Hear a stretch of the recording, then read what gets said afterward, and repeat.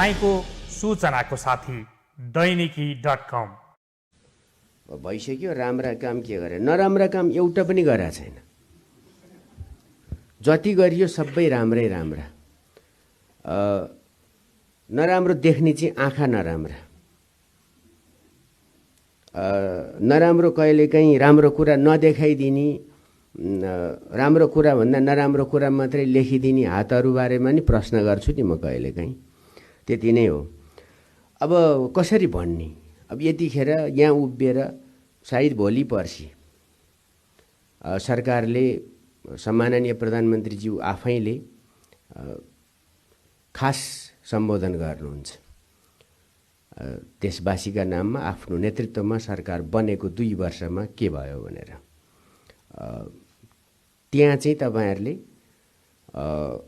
इमानदारीपूर्वक उहाँले के भन्नुहुन्छ त्यो पहिला लिनुस् अनि क्रस चेक गर्नुस्। राम्रो त्यही हुन्छ। मैले आज पनि कतै पढेको थिएँ, ब्रोडब्यान्ड कनेक्टिभिटी 2 वर्षमा पुर्याउने वडा कार्यालयसम्म भनेको थियो। गत सालै हामीले पुर्याएका थियौँ 3031 अहिले फेरि हामीले त्यो थपेका छौँ। कर्णालीमा यो करिब कर्णाली प्रदेशमा सकिएको छ। प्रदेश नम्बर 2 मा पनि सकिएको छ। अब पुरानै हिसाब राखेर के पनि भएन भन्नुहुन्छ। 8400 कि 500 ठाउँमा हामीले राख्ने लक्ष्य निर्धारण गरेका छौँ। अब काम त हुँदै गर्छ। कतिपय कामहरुमा उल्झन पनि आउँछ। त्यस हिसाबले नि केही भएको छ। अब तपाईले उठाइसकेपछि भन्नुपर्छ विधिको शासन बलियो भयो। हाम्रो दाबी यो छ र यो सत्य हो। किनभने यो चाहिँ रुल अफ लको इन्डेक्समा नेपाल 2 स्थान माथि पुगेको छ। यो 59औं स्थानमा पुगेको छ। ओल्ड जस्टिस प्रोजेक्ट भन्ने एउटाले यो सर्वे गरेको हो। केपी ओली प्रधानमन्त्री सम्माननीय प्रधानमन्त्रीज्यूले मेरो हितमा यो जारी गरिदेऊ भनेको होइन। त्यसैगरी भ्रष्टाचार सम्बन्धी सूचाङ्कमा पनि 11 स्थान हामी उक्लिएर 113 स्थानमा आइपुगेका छौँ। भ्रष्टाचार पनि घट्यो। सुशासनतर्फको कुरा पनि यो भयो होला। सुखी नेपाली समृद्ध नेपालीको कार्यक्रमले नतिजा देखाउन थालेको छ। ह्याप्पिनेस इन्डेक्समा हामी 3 स्थान उक्लेका छौँ। लगानीको वातावरण बनाएको छ। डुइङ बिजनेसको इन्डेक्समा हामी 16 स्थान उक्लेर 94औं स्थानमा पुगेका छौँ। जनताको जीवनस्तर पनि हामीले सोचे जति होइन, तर सूचाङ्कमा 2 स्थान माथि उक्लेर 149 बाट 147 मा पुगेका छौँ। अब यहाँ त कहिलेकाहीँ झन् घटो भनिदिनुहुन्छ। 49 थियो 47 आयो, घटो। यस्तो पनि चल्छ, त्यो होइन। त्यो युएनडिपीकै रिपोर्टले त्यो बताउँछ। शान्ति सुव्यवस्था सुध्रेको छ। अब तपाईहरुलाई एउटा केस मात्रै सम्झना हुन्छ। त्यो 1000 चोटी स्पष्टीकरण दिइसक्यो। तर आम शान्ति सुरक्षाको स्थिति सुध्रेको छ। त्यो चाहिँ ग्लोबल पीस इन्डेक्समा हामी 12 बिन्दुले हामीले सुधार गरेका छौँ। त्यसैले जब प्रजातन्त्र पनि सबल बनेको छ। डेमोक्रेसी इन्डेक्समा नेपाल 5 स्थान उक्लिएर 92औं स्थानमा पुगेको छ। अब अधिनायकवादको हौवाले हावा खायो होला नि त। अब यो त हामीले बनाएको इन्डेक्स होइन, हामीले निकाले रिपोर्ट होइन। त्यसैले विद्युत खपत बढेको छ। यसले क्रय शक्ति मान्छेको विकास भएको छ। 100 युनिटले 2 वर्ष यता प्रति व्यक्ति बिजुली खपत 100 युनिटले बढेको छ। पछिल्लो 6 महिनामा मात्रै 22 युनिटले बढेको छ। यो पनि राम्रै भएको छ। त्यसैले अब राम्रा कामको सिलसिला हेर्नुहुन्छ भने रेलको कुरा गर्दाखेरि यही वर्षभित्र जयनगर बिजलापुरमा नेपालको आफ्नै रेल कुद्छ। प्राय सबै काम पुरा भइसकेका छन्। पूर्व पश्चिम काठमाडौँ पोखरा लुम्बिनी र काठमाडौँ मेट्रो आदिको अध्ययन सकिएको छ। पहिला त अध्ययन त सकिनु पर्यो होइन र? कुनै पनि इन्जिनियरिङ सेक्टरमा काम गर्दा यो कुरा हुन्छ होला। केरुङ काठमाडौँ रेलको पनि पूर्व सम्भाव्यता अध्ययन सकियो। यसमा सहयोग गर्ने चाहिँ हाम्रो क्षमता भन्दा बाहिरको हो, जहाँ हामीले सहयोग लिनु पर्थ्यो। चिनिया राष्ट्रपतिले पनि यो कुरामा सकारात्मक भएर सहयोग गर्ने वचन दिनुभएको छ। अब रेल सञ्चालन सम्बन्धी विधेयक नै राष्ट्रिय सभाबाट पारित भइसक्यो। अब पनि पत्यार लाग्दैन त। अब बन्दै नबन्ने कुरामा के खाँचाले बिल लिएर आउनु पर्यो भन्नु त? पर्दैन थियो होला नि त। त्यो पनि भएको छ। पानी जहाजको कार्यालय खोलिसक्यो। हिन्द र प्रशान्त महासागरमा हामीले पोर्टहरू लिइसकेका छौँ। विशाखापट्टनम पनि उतापट्टि प्रशान्त र हिन्द दुइटै। अघि नै मैले उल्लेख गरिसकेँ, उहाँ यी क्रुजले पनि जग्गा पाइसक्यो, तयार भइसक्यो। यो त एकैचोटि 100वटा त चल्दैन होला नि त, 10, 20, 5 यस्तै गरी हुने होला। कुराहरूको सुरुवात भएको छ। सडकमा पनि 3636 किलोमिटर सडक 2 वर्षमा कालोपत्र भएको छ।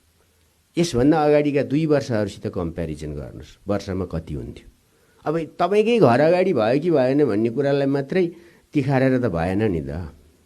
त्यो छ। हरेक दिन 5.7 किलोमिटर सडक कालोपत्रे भएको छ। रेसियोमा त्यस्तो भएको छ।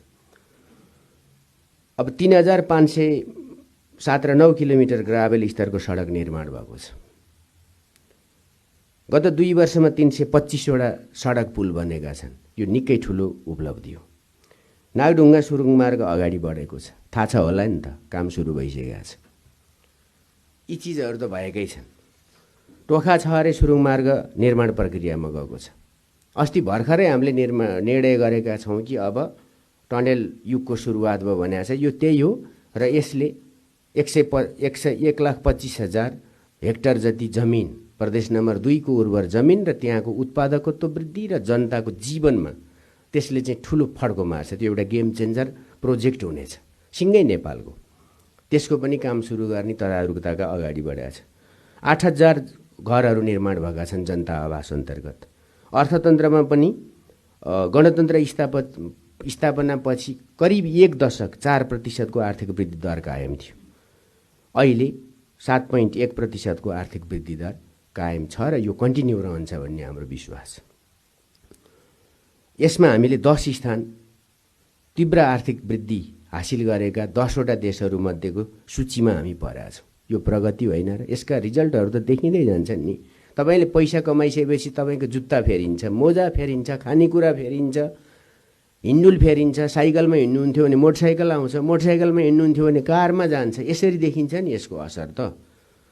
परराष्ट्र सम्बन्धमा पनि हामी सुनिने र देखिने भएका छौँ। त्यति मात्रै होइन, हामी बुझिने पनि भएका छौँ र हामीले कैयौँ इस्युहरूमा लिड गर्न थालेका छौँ, जस्तो कि क्लाइमेट चेन्ज। यो निकै ठुलो ग्लोबल प्रब्लम हो। हाइल्यान्ड र आइल्यान्ड दुईटा चिजको हामी सम्बन्ध सेतु हुन सक्छौँ। साउथ एसियाकै कुरा गर्ने हो भने मालदिप्स डुब्दैछ, हाम्रो हिमाल पग्लिँदैछ। यो त हो। कार्बन उत्सर्जनको मुद्दामा हामी कसरी जाने हो, यी चिजहरूमा पनि हामीले लिड पनि गरेका छौँ। अब कैयौँ भ्रमणहरू भए, मोदी मात्रै 2 पल्ट आउनुभयो। बिमस्टेक हामीले भव्यतापूर्वक गऱ्यौँ। हामी सगरमाथा संवाद गर्दैछौँ। राष्ट्रपति सीको भ्रमण भयो, प्रधानमन्त्री डाभोस पुग्नुभयो र युएनमा पनि उहाँले महत्त्वपूर्ण सम्बोधन गर्नुभयो, जहाँ युएनको सभालाई सम्बोधन गरिरहेको अध्यक्षता गरिरहेको अध्यक्षले कुनै 3टा देशका राष्ट्रप्रमुख वा सरकार प्रमुखले गरेको सम्बोधनको मेन्सन गर्दा नेपालको प्रधानमन्त्रीले बोलेको पनि कुरालाई मेन्सन गर्नुभएको छ। यो कुनै गौरवको कुरा होइन हाम्रो देशको लागि। प्रधानमन्त्री केपी ओलीको नजरले हेर्नुहुन्छ, केपी ओलीको नजरले विरोध गर्न सकिन्छ। काका होइन, बाउ होइन त कसैको। तर एज अ देशको प्राइम मिनिस्टरको हिसाबले उहाँले उल्लेख गरेका विषयवस्तुहरूले विश्व मानचित्रमा, विश्वको ग्लोबल चाहिँ पोलिटिक्समा, आइडियोलोजीमा अस्ति भर्खर मात्रै गत साल चाहिँ महाथिरले पाएको अवार्ड प्रधानमन्त्रीले पाउनुभयो। यत्तिकै त तिनीहरूले पनि दिँदैनन् होला नि त। दिइहालौँ न त एउटा पुरस्कार। त्यो कुनै कार्यक्रममा जाँदाखेरि टोकन अफ लभ दिए जस्तो यहाँ हुन्छ नि हाम्रोतिर, जहाँ गयो त्यहीँ दिएकै हुन्छ। एउटा ख्यासा बनायो, प्लास्टिकको हालिदियो। त्यो त गर्दैनन् होला अन्तर्राष्ट्रिय संस्थाहरूले। केही कुराको गहिरो अध्ययन, विश्लेषण, त्यसको इम्प्याक्ट वर्तमानमा र भविष्यसम्म पनि यो हेरेर गर्छन् होला। भिजनरी लिडर अवार्ड त दियो त, त्यो पनि अन्तर्राष्ट्रिय म्यानेजमेन्ट, यो एसिया पेसिफिक क्षेत्रको त्यसले दिएको छ। यी चिजहरू छन्। अब बङ्गलादेशको पनि नेताहरू आउनु भएको छ, जानु भएको छ। यी चिजहरू भएकै छन्। आपूर्तिमा पनि पाइपलाइन त बन्यो, हामीले एकदम छिटो गऱ्यौँ त्यसलाई ग्यासको आपूर्तिको निम्ति। अनि दैलेखमा अहिले के भइरहेको छ?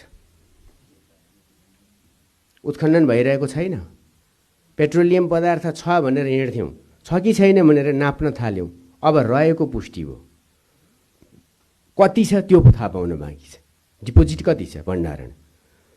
जब त्यो हुन्छ हाम्रो देशको अर्को एउटा आर्थिक कथा निर्माण हुन पुग्छ। बिजुलीका कारणले पनि त्यही हुन्छ र यसले पनि त्यही हुन्छ। त्यसैले हामी आकाश जमिन भन्छ नि, आकाश पाताल सबैतिर, सबै क्षेत्रमा हामीले विकासमा हात हालेका छौँ। यो त छँदैछ। त्यसको अर्थ के हो भने 4G पनि 77 जिल्लामा पुग्यो। डिजिटल यो के भन्छ ब्रोडब्यान्ड कनेक्टिभिटीको निम्ति हाम्रो अप्टिकल फाइबर अहिले 2टा गण्डकी प्रदेश र 5 नम्बर प्रदेशमा खास कारणले, मुद्दा परेका कारणले अब के गर्नुहुन्छ त? कानुनी शासन भएको हुनाले आदेशले हामी खोसेर चलाउन सक्दैनौँ। अब यति बाठा छन् कि ठेकदारहरू अथवा निर्माण व्यवसायीहरू जसरी पनि माथि पर्नुपर्ने, अब हाम्रा हिजोका कमजोरीको पहाडमा थिचेर त्यो चिज बुन पुग्यो। त्यही भयो। त्यसैले आकाशमा यो काम गरेका छ। यी हामीले साइबर सेक्युरिटी सेन्टर स्थापना गरेका छौँ। हामीले ई पेमेन्ट गेटवे र डिजिटल नेपालको फ्रेमवर्क तयार गरेका छौँ। अब कार्यान्वयनमा जाँदैछ। डिजिटल इकोनोमीतर्फको यात्रामा हामी जाने भनेर भनेका छौँ। छैन र क्लिन फिड कथा थियो, भाषणको विषयवस्तु थियो। हरेक पत्रकार महासङ्घको चुनावमा एउटा मुद्दा हुन्थ्यो र चुनाव सिद्धिन्थ्यो, त्यसपछि त्यो मुद्दाको फेरि अवसान हुन्थ्यो। त्यसैले प्रधानमन्त्रीले भन्नुभएको थियो नि, मूर्छित सपनाहरू बिउजाइरहेको छु भनेर। मूर्छित सपनाहरू बिउजेका होइनन्, अब जीवनको यथार्थमा रूपान्तरित हुँदैछन्। यस हिसाबले हेर्नु पर्यो। त्यति मात्रै होइन, कालापानीको विषयमा, लिम्पियाधुरा क्षेत्रको विषयमा हामीले स्पष्ट रूपमा अडान राखेका छौँ, तथ्यहरू राखेका छौँ। यद्यपि मान्छेहरू उफ्रेर जान खोज्छन् कि अहिले पेस्तोल भिरेर जाउँ, त्यसरी त हुँदैन।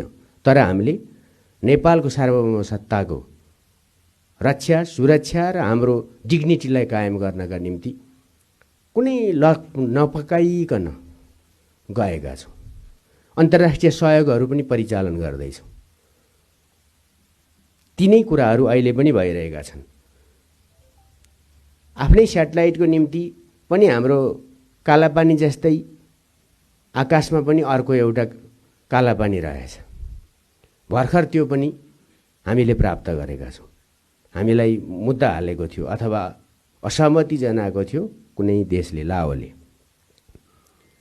स्याटेलाइट राख्ने हामीले भनेपछि, खास गरिकन का ब्यान्डको राख्ने भनिसकेपछि क्षमताको कारणले। तर अब हामीसित पैसा भयो भने, टेक्नोलोजी त हामीसित छैन, यो सत्य हो।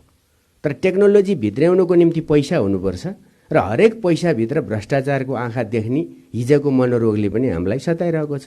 सेक्युरिटी प्रिन्टिङको पनि हामीले छलफल गरिरहेका थियौँ, प्रस्तावहरू आएका थिए, अहिले समितिमा छन्। हामीले प्रष्ट रूपमा भनेका छौँ, हामी समितिलाई सघाउँछौँ। जुन दिन समितिहरूले यो पठाउनेछन् हामी निष्कर्षमा पुग्नेछौँ र त्यसबाट हामी आयात प्रतिस्थापन गर्नेछौँ। अरू पनि छ, निर्यात त्यसमा प्रवर्धन हुँदैन होला, तर आयात हामी प्रतिस्थापन गर्नेछौँ। त्यसै गरी हाम्रो उद्योगमा पनि सानो हिस्साले भए पनि निर्यातित वस्तुको चिज बढ्न थालेको छ। त्यसैले यो केही चिजहरूमा राम्रो छ। मैले क्लिन फिडको कुरा गरेँ नि, विज्ञापन ऐनको। अब मिडियाहरू आर्थिक रूपले सबल हुनेछन्। अब मन्त्री को आउँछ त्योसितको हिमचिम कस्तो छ त्यस आधारमा विज्ञापन होइन, कानुनी प्रबन्ध र सिस्टमहरूद्वारा विज्ञापन निश्चित हुनेछ। यी चिजहरू उपलब्धि होइनन् र हामी यति भ्रममा कुद्नु हुँदैन कि संसारका देशहरू ओभरनाइट बने।